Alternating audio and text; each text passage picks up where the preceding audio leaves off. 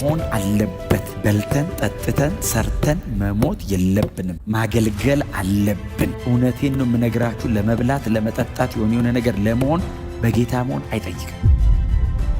ኤልዛቤል ዲመኒክ ናት። ባይዘው ቀላል እንዳትመስላችሁ። ኤልያስን የሚያክል ታላቅ ነቢይ ብቻዬን ቀረው አስብላ ክትክታ ዛፍ ስር ያስተኛች ናት ነው የሚለው ቃሉ። በኤልያስ በኩል የተነገረው የትንቢት ቃል ተፈጸመ። የናቡቴን ደም እግዚአብሔር ተበቀለ አላቸው። አዩትን አንድ ሰው እየጋለበ እየመጣ ነው። ማንን ይመስላል ሲሉ የናሚሴ ልጅ እዩን ይመስላል። አነዳዱ እንደ እብድ ነው የሚነዳው። ኤልዛቤል በመስኮቱ ላይ ብቅ ብላ ምን እንዳለችው ታውቃላችሁ? አለቃውን የገደለ ዘምሪ ሆይ።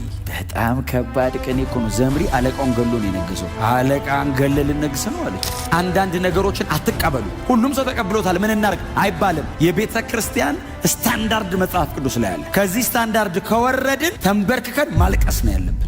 እግዚአብሔር ኤልያስን በጣም አጣደፈው እና በዛ ምክንያት ነው ኤልሳ አገልግሎ ልክ ጊዜው ሲደርስ ከነቢያት ማህበር መካከል አንዱን ጠራው ይላል። የነቢያት ማህበር ማለት 50 ሆነው በየከተማው አሉና እዚህ አብሮት ካሉት መካከል አንዱን ጠራውና ጎልማሳ ነብይ ነው። ጠራውና በቀንድ ዘይት ሞልተ ሩጥ፣ ከዛ ሲለው በሬማት ወደምትገኘው ወደ ገለዓድ ሂድ እና እዛ አለቆች የሚሰበሰቡበት ከተማ ነው። ሹማምንት የሚሰበሰቡበት ከተማ እና እዛ ሹማምንት መካከል አንድ ሰው ታገኛለህ አለው። የናሚሴን የልጅ ልጅ የማን ልጅ ነው የሚለው? ከዛ የዮሳፍጥን ልጅ እዩን ታገኘዋለህ። ስታገኘው ከመካከል ለይታ አውጣዋል እና ከመካከል አውጣውና ሲለው እሺ ሲል ለየው ከመሃልና ለብቻ ወደ ውስጥ ይዘው ግባ አለው እና ይዘው ስትገባ ለምንድን ነው ቢሉ ፈልጌው ነው ብለህ ይዘው ግባና በሩን ዘግተህ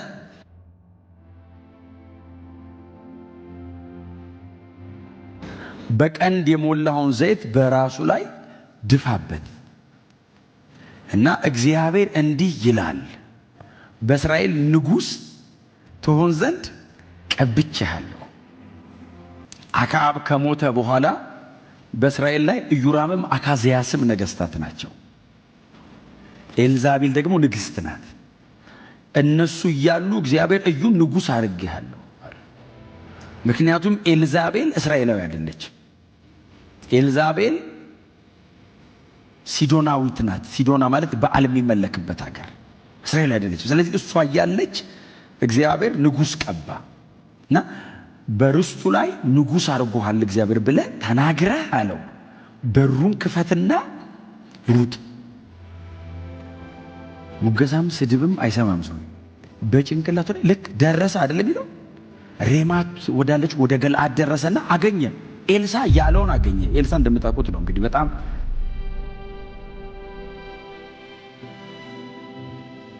ታላቅ የሚባል ነብይ ነው። እንትኑን ነግሮታል። ሁኔታውን ሲነግረው ሰውየው ሲል እንደነበረ አገኘው።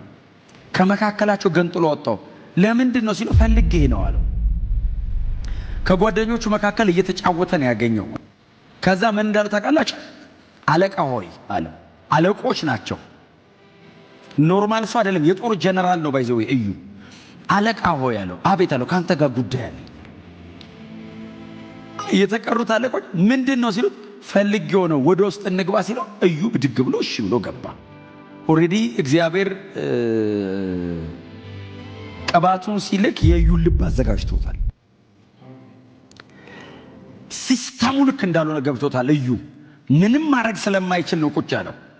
ስለዚህ እግዚአብሔር ይሄንን ሰው ኢምፓወር ነው ያደረገው። ኦሬዲ ውስጡ አለ። ይሄንን አይነት የመናፍስት አሰራር በእስራኤል ላይ ተቀምጦ አንድ ቀን ይገለበጣል ይላል ቁጭ ብሎ።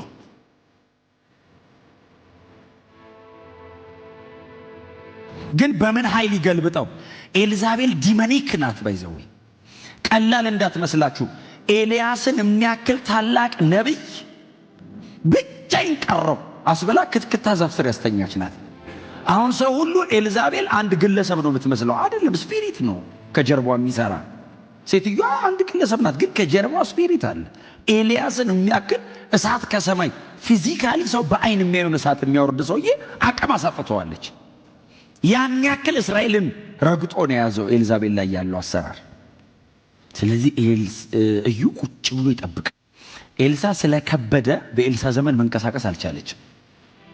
በኤልያስ ዘመን እንደፈለገ ሆናለች። ኤልሳ ግን እጥፍ ነበር አይደል ላይ የነበረው ነገር።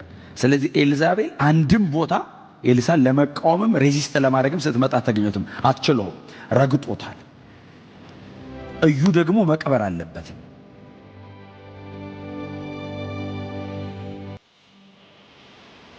ምክንያቱም የሆነ ቀን ሾልኮ መውጣቱ ስለማይቀር እድል ስለሆነ የሚፈልገው እግዚአብሔር ነገሩን መግደል ፈለገ። ስለዚህ እዩ አስተካከለው። እዩ ጋር ደረሰ። እዩ ወደ ውስጥ ገባ። በርስቱ ላይ አለቃ ትሆናለህ በእስራኤል ላይ ንጉሥ ነው ብሎ ጭንቅላቱ ላይ ደፍቶ በሩን ከፍቶ ሮጠ ይላል። ጥሩ ነው። አንዳንዴ በሩን ከፍቶ ሲሮጥ አለቆቹ ተሰብስበው ይጠብቁታል። እዛ እንትኑ ጋር የቤቱ እንትን ውስጥ ከውስጥ ሲወጣ ሰውየው ልብሱ፣ ጭንቅላቱ፣ ፊቱ ሁሉ ዘይት በዘይት እንዴ! ይሄ እብድ ምን አለህ አሉት። ሊትራሊ ሰውየውን እብድ አሉት። ይሄ እብድ ምንድን ያለ ሲሉት እብድ አይደለም አላቸው። እግዚአብሔር እንዲህ አለኝ አላቸው። ምን አለ? ከኤልሳ የተላከ እግዚአብሔር ነብይ ነው። ምን አለ? በእስራኤል ንጉሥ ነህ አለኝ። ከጥቂት ደቂቃ በፊት ጓደኛቸው ነው፣ አለቃ ነው። ከጥቂት ደቂቃ በኋላ እሱ ንጉሥ ነው። እስቲል እነሱ አለቆች ናቸው።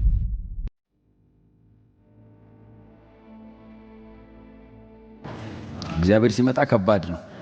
እስቲል እነሱ አለቃ ናቸው፣ ተመጣጣኝ። እሱስ ንጉሥ ሆነ። ንጉሥ ሆንኩ ሲላቸው መጽሐፍ ሲናገር ልብሳቸውን አውልቀው አነጠፉ ይላል። ንጉሥ ሆይ አሉት። ከዛስ መለከት አምጥተው ድምፃቸውን ከፍ አድርገው እዩ ነገሰ አሉ። ከዛ እዩ ምንድን ነው ያደረገው? ሰረገላው ላይ ተቀመጠ። ወደ ኢዝራኤል ሩጫ ጀመረ።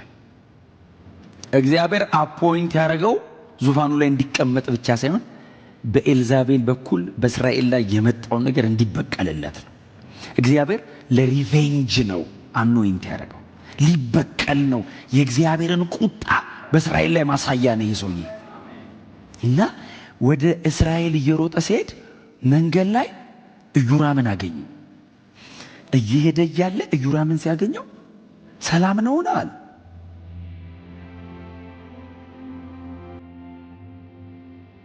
አመጣጡ ያስፈራል። ሰው ታውቃላችሁ እኮ ውስጡ ላይ የሆነ ነገር ያለው ሰው እኮ ሰላም ነው። ምን ሰላም አለ? እስከ ትላንት እኮ ሰላም ነው። ዛሬ ምሳ ሰዓት ላይ የሆነ ነገር አግኝተህ ምን ሰላም አለ? ያንተና የእናትህ አለው አይደል? ያው የኤልዛቤል ልጅ ነው። ግን ሕዝበ እስራኤልን ከእግዚአብሔር ወደ ጣዖት አምልኮ ያንተና የእናትህ ግልሙትና እያለ ምን ሰላም አለ አለው ይልና ከዛ ፍላጻ አይደል ሰደደበት ይላል። እሱ ይላል በእርሻ ውስጥ ወደቀ። እየሄደ እያለ የሌላኛውንም አገኘው። እሱንም እንደዛ አደረገ። ልክ ወደ እስራኤል ሲጠጋ የኤልዛቤል ቅጥር ላይ የሚቆሙ ጉበኞች አዩትና አንድ ሰው እየጋለበ እየመጣ ነው። ማንን ይመስላል ሲሉ የናሚሴ ልጅ እዩን ይመስላል። አነዳዱ እንደ እብድ ነው የሚነዳው ይላል። ሰው እንደ እብድ ነው ሲነዳውና እዩ ሳይሆን አይቀርም ማለት ደረሰ።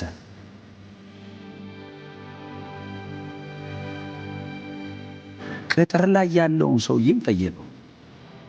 ሰላም ነውን ሲለው የምትተባበረኝ ከሆነ ሰረገላ ላይ ይወጣል፣ ካልተባበረከኝ ቤተ መንግስት ሲገባ ኤልዛቤል በመስኮቱ ላይ በቃ ምን እንዳለችው ታውቃላችሁ? አለቃውን የገደለ ዘምሪ ሆይ አለች። በጣም ከባድ ቀን እኮ ነው። ዘምሪ አለቃውን ገሎ ነው የነገሰው። አለቃን ገለ ልነግስ ነው አለችው። ኢዮራምን ገለ፣ አካዝያስን ገለ፣ ዘምሪ አለችው። እዩ እንደሆነ እኮ ታውቃለች። ዘምሪ አለችው። ታሪክ ጠቀሰችለት። ዘምሪ ሆይ ሰላም ነውን ስትለው መልስም አልነበረው። እሷ ጋር ሊተባበረኝ የሚችል ማን አለ ሲል ሁለት ሰው ብቅ ሲል ወርውሯት አለ። ሲወረውሯት ደሟ በግንብ ላይ ተረጨ ይላል። ከዛስ ገባና ቁጭ ብሎ እየበላ እያለ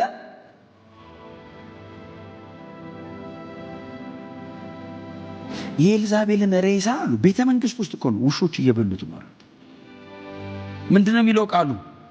በኤልያስ በኩል የተነገረው የትንቢት ቃል ተፈጸመ አለ። የናቡቴን ደም እግዚአብሔር ተበቀለ አላቸው። እሱ ብቻ እንዳይመስላችሁ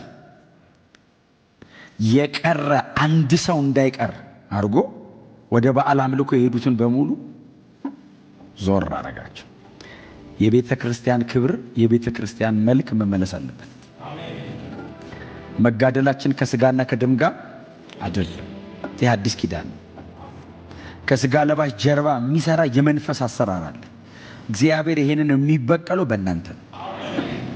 ራሳችሁን አዘጋጁ። አንዳንድ ነገሮችን አትቀበሉ። ሁሉም ሰው ተቀብሎታል ምን እናርግ አይባልም። የቤተ ክርስቲያን ስታንዳርድ መጽሐፍ ቅዱስ ላይ አለ። ከዚህ ስታንዳርድ ከወረድን ተንበርክከን ማልቀስ ነው ያለብን።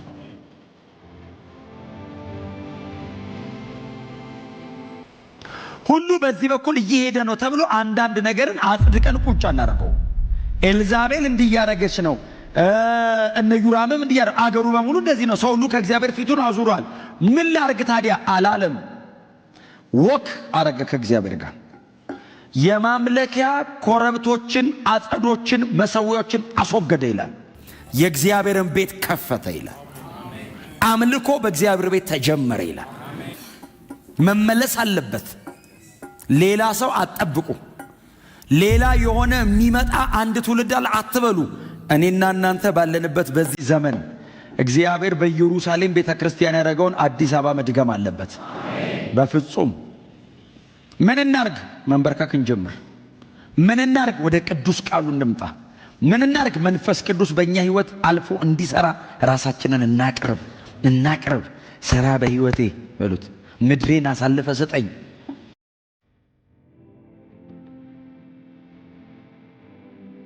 ለምኑት። እምበላው ስጠኝ፣ እምጠጣው ስጠኝ። እንደሱ አትጸልዩ። ካልበላችሁ ልገለይ ነው አትበሉት። በዚህ ውስጥ ምን ልታስተምረኝ ነው ነው የሚባለው። የኔ አምላክ እኮ ነው ዓለምን እኮ የሚያኖረው። ከአስራበ የሆነ ነገር እያስተማረ ለሱ አትጸልዩ ልላችሁ ነው። ከእናንተ ይለፍ ጸሎቱ። ስለ ኔሽን ስለ ትውልዱ ግድ ይበለን። በእውነት ተንበርክኮ ማማጥ፣ ማልቀስ፣ ማለት የሚችል ትውልድ። ከመጸለይ ግን መድከም የለብንም። ከመንበርከክ መድከም የለብንም። ነገሮች ምንም ያክል ከባድ ሊሆኑ ይችላሉ። በጣም ኢንቲሜት መሆን አለብን ከጌታ ጋር። ይሄንን ትውልድ ማዳን እግዚአብሔር የሚፈልገው በእኔና በእናንተ። እውነቴን ነው የምላችሁ። ሌላ አሳይመንት ለሌላ ትውልድ መስጠት የለብንም። እኛ ጨርሰን የሚቀጥለው ትውልድ የተስተካከለ ነገር ላይ መግባት አለበት። እግዚአብሔር ቤተ ክርስቲያንን በብዙ ኃይል በብዙ ክብር ያድሳታል። ቤተ ክርስቲያን ሁሌ እግዚአብሔር ናት፣ ያድሳታል። በእኛ ቢያድሳት ግን የተሻለ ነው። ለእኛ እግዚአብሔር ማድረሱ አይቀርም። እግዚአብሔር አደርጋለሁ ያለው ማድረጉ አይቀርም። ግን በዚህ ትውልድ ማድረግ አለበት። ግን በእኔና በእናንተ ማድረግ አለበት። ሰዎች አይናቸውን ወደ ጌታ ዞር ማድረግ አለባቸው። አይናቸውን ወደ ወንጌል መመለስ አለባቸው። ሌሎች ርዕሶች በሙሉ ከእግዚአብሔር ቤት ተጠርገው መውጣት አለባቸው። ኢየሱስ እንግዳ መሆን የለበትም። ቸርች መመለስ አለበት። ይሄ ክብር የሐዋርያት ቤተ ክርስቲያን። በእውነት ቤተ ክርስቲያን በዚህ አይነት መንገድ፣ ትውልዳችን በዚህ አይነት መንገድ፣ ምድራችን እንደዚህ ሆና በፍጹም መተኛት የለብን። በፍጹም ቀባኝ እንዳንለው ይሄ ሁሉ ኃይል ወርዷል ላያችን ላይ። ይሄ ሁሉ መንፈስ ቅዱስን የሚያክል ግዙፍ አምላክ እኛ ውስጥ እኮ አለ። መንፈስ ቅዱስ የኃይል ምንጭ ነው። ይሄዳል። ታዩታላችሁ ሲሰራ። እኔ ስሰራ ነው የማልችለው። እሱ በእኔ ከሰራ ፍጥረትን እያናገረ ይሰራል። ሰው ብቻ እንዳይመስል ግዑዝ ነገር እያዘዘ ይሰራል። ይኸው መጽሐፉ ላይ እንደሱ ነው ያነበብነው። ክብር ለኢየሱስ ይሁን። እግዚአብሔር በእናንተ ይበቃል። በእውነት ልክ አኖይንቲንጉ ላይ ሲመጣ አቲቲዩድ ተቀየረ። ብድግ አለ። ነገስኩ። ሰው ዝም ብሎ ነገስኩ ይላል እንዴ? አገር ሰብሰባ የምትገድል ኤልዛቤል ባለችበት አገር ነገስኩ አለ። ብድግ አለ። አቲቲዩዱን ቀየረው። ቦልድነሱ ተቀየረ። ፖዚሽናሊ እግዚአብሔር ለወጠው ሰውየው። አኖይንት እኮ ነው ያደረገው። ከውስጥ ወደ ውጭ ቀየረው ሰውየው። እግዚአብሔር ይሄንን በእኔና በእናንተ ዘመን ያርግ። መሆን አለበት። በልተን ጠጥተን ሰርተን መሞት የለብንም። ማገልገል አለብን። እውነቴን ነው የምነግራችሁ። ለመብላት ለመጠጣት የሆነ ነገር ለመሆን በጌታ መሆን አይጠይቅም። ናቹራል ማለት እንደዛ ይሆናል። ስፒሪቹዋል ከሆነ መንፈስ ቅዱስ በእኛ ካለ ሰምቲንግ ኤክስትራ ኦርዲነሪ የሆነ ነገር መከናወን አለበት። እስቲ አሜን በሉ። እጃችሁን ዘርግታችሁ የማትሰሩትን መንፈስ ቅዱስ በእናንተ ዘርግቶ መስራት አለበት። እናንተ ተቀምጣችሁ የማትችሉትን መንፈስ ቅዱስ ከእናንተ ጋር ቁጭ ብሎ ማድረግ አለበት። እግዚአብሔር ከሰው ጋር አብሮ ሲሆን የሚሆን ነገር በእናንተ ሕይወት መሆን አለበት። እግዚአብሔር ከሰው ጋር ሲሆን የሚሆን ነገር